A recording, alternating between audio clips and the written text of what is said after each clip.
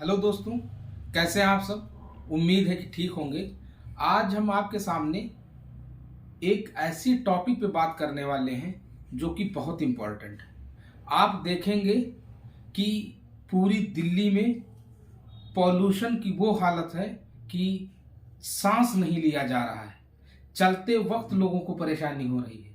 तो आज हम इसी इश्यूज पे आपसे बात करने वाले हैं।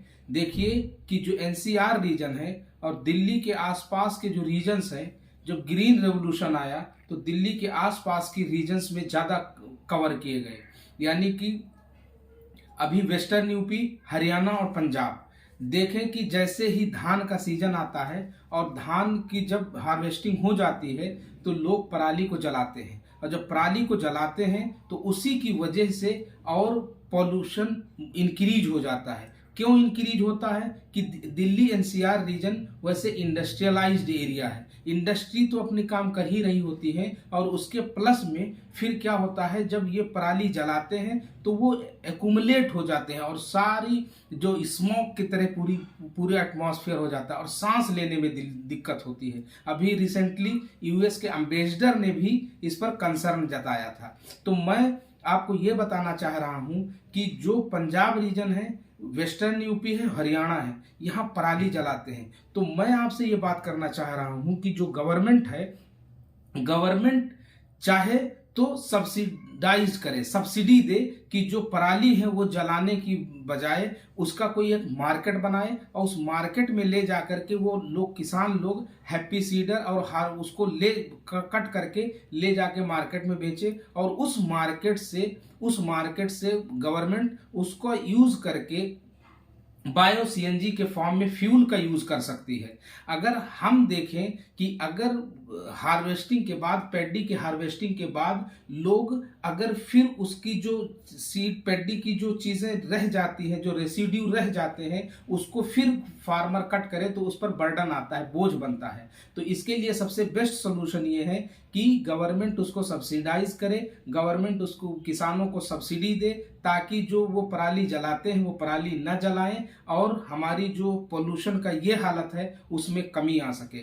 मैं आपसे ये बात करना चाह रहा हूँ कि 90s से पहले के टाइम में लोग पराली जलाने की इतनी प्रथा नहीं थी। पराली जलाने की इतनी प्रथा नहीं थी। वो इन सेतु कॉन्सेप्ट होता है कि सीधा जो रेसिड्यू बचते हैं वो खेत में ही रहने देते हैं और फिर उसको सड़ने के लिए छोड़ते हैं, फिर वही खाद बन जाता है और लोगों का प्रोडक्शन को इंक्रीज कर देता था। लेकिन आप देखेंगे कि 90s के बाद में जब गवर्नमेंट ने पावर को सब्सिडाइज किया पंजाब और हरियाणा और वेस्ट यूपी के रीजन में, तो लोगों ने इरिगेशन के लिए बहुत सुविधा हो गई और लोग इरिगेशन करते रहे, सिंचाई करते थे, और उससे क्या हुआ कि हार्वेस्टिंग ज़्यादा हुई। और किसानों के लिए सबसे इजी ये पड़ता है कि वो लोग अपने खेत में पैडी के जो रेसिड्यू होते हैं उसको वो जला दें। अब आप देखेंगे कि जो रेसिड्यू बचता है, जो स्ट्रॉ बचता है रेसिड्यू उसका पैडी का, तो उसमें सिलिका का कंटेंट बहुत ज़्यादा होता है। जो सिलिका का कंटेंट होता है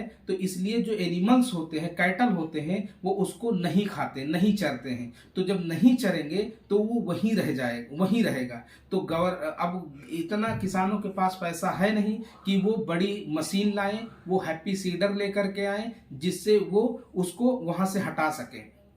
तो मैं आप सबसे ये रिक्वेस्ट करता हूं कि दिल्ली एनसीआर रीजन में जो इस तरह से पोल्यूशन हो रहा है उसमें उसकी कमी के लिए सब लोग सहयोग करें। जो पराली जला रहे हैं वो पराली न जलाएं कुछ दिन के लिए, क्योंकि लाइफ आपकी बहुत इंपॉर्टेंट है और आप घुट घुट के जीने पे मजबूर हो रहे हैं। मैं गवर्नमेंट से भी रिक्वेस्ट करूंगा कि गवर्नमेंट किसानों को सब्सिडी दे ताकि वो हैप्पी सीडर मशीन खरीद सके और वो जो रेसिड्यू बच रहा है उसका वो कई इंतज़ाम कर सके। हेलो दोस्तों, मेरा नाम जियाउल हक है। मैं आपके साथ जितना वीडियो में चीज़ें साझा किया हूँ उसके लिए आप बने रहिए। नेक्स्ट वीडियो में हम इससे भी इम्पॉर्टेंट चीज़ों पर आपके साथ डिस्कस करेंगे। और हाँ, ये बताते हुए मुझे बहुत खुशी हो रही है कि आने वाले 7 या 8 दिनों के अंदर नियॉम आईएएस एकेडमी में एथिक्स की क्लासेस शुरू होने वाली हैं। अगर आप एथिक्स की क्लासेस फॉर यूपीएससी 2024 सीएससी के लिए ज्वाइन करना चाहते हैं तो आप ज्वाइन कर सकते हैं। Thank you very much. इस वीडियो में इतना ही। मैं आपसे रिक्वेस्ट करता हूं कि अभी तक अगर आपने चैनल को सब्सक्राइब नहीं किया है तो सब्सक्राइब कर लें और शेयर करें। Thank you very much.